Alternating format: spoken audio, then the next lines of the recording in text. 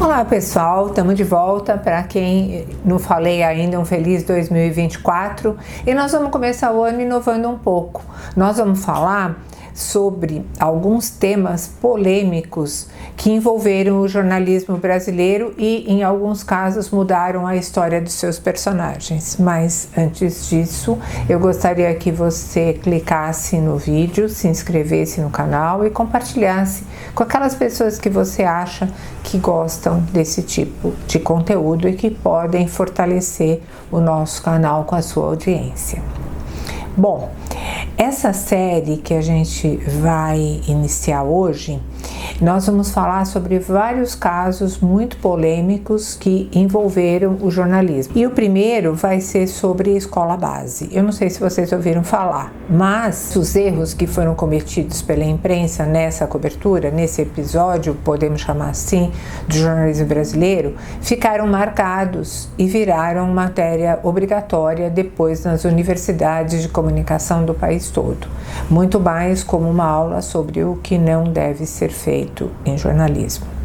Naquela tentativa de entregar um conteúdo exclusivo e mais notório do que os concorrentes e render mais pontos em audiência, os profissionais acabaram atrapalhando investigações com excesso de informações sem as suas devidas fontes e comprovações, que são apenas especulações ou opiniões que podem se tornar fatais e principalmente não corresponder à realidade.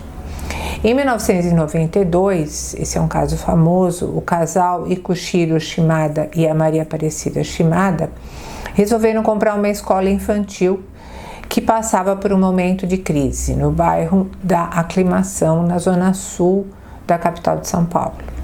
Estava tudo indo muito bem, até que uma mãe percebeu atitudes suspeitas, entre aspas, em seu filho de 4 anos e, devido aos relatos da criança, entendeu que tivesse alguma relação ao tratamento que ela estivesse recebendo na escola.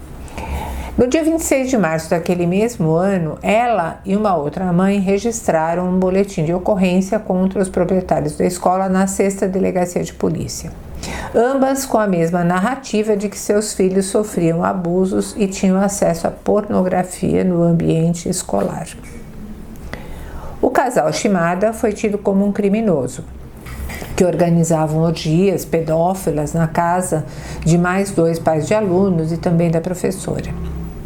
Ainda inconformadas, as mães levaram o caso ao jornalismo da Rede Globo, mas só não sabiam que o delegado já havia comunicado ao jornal Diário Popular sobre um caso quente envolvendo violência sexual contra a criancinha.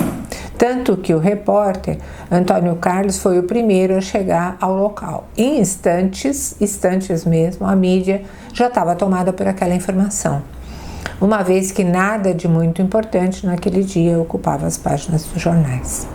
Os acusados se declararam inocentes, negaram as acusações, porém, a situação já havia atingido um ponto em que a professora estava sendo agredida fisicamente e verbalmente por policiais para confessar alguma coisa que ela não havia cometido. Depois isso ficou claro. Enquanto o Brasil linchava literalmente os acusados, a escola base era destruída e os proprietários sofriam atentados movidos contra suas residências e as suas vidas. Ikushiro Shimada infartou e desenvolveu o quadro de cardiopatia, enquanto sofria junto à esposa. A professora Paula Alvarenga desenvolveu fobia, estresse social e síndrome do pânico, forçando-os ao isolamento total da sociedade.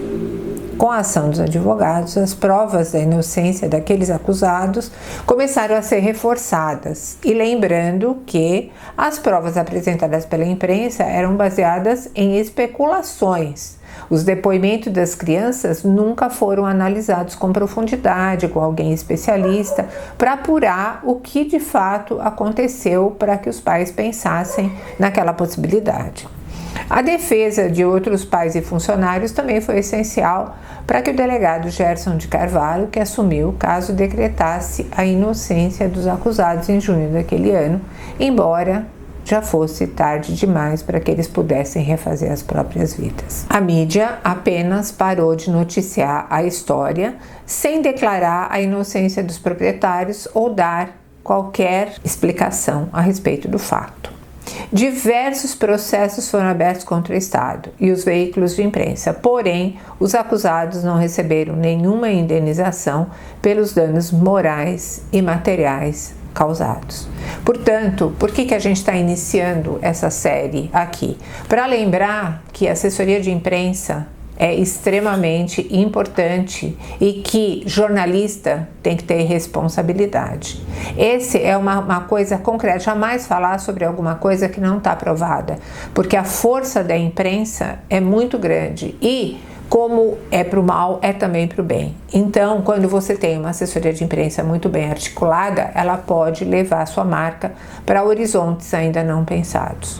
E a responsabilidade é a necessidade de responsabilidade com as palavras e com a divulgação, é o que eu trago no vídeo de hoje. Espero que vocês tenham gostado e que estejam com a gente na próxima semana, sempre lembrando que comunicação é tudo. Muito obrigada.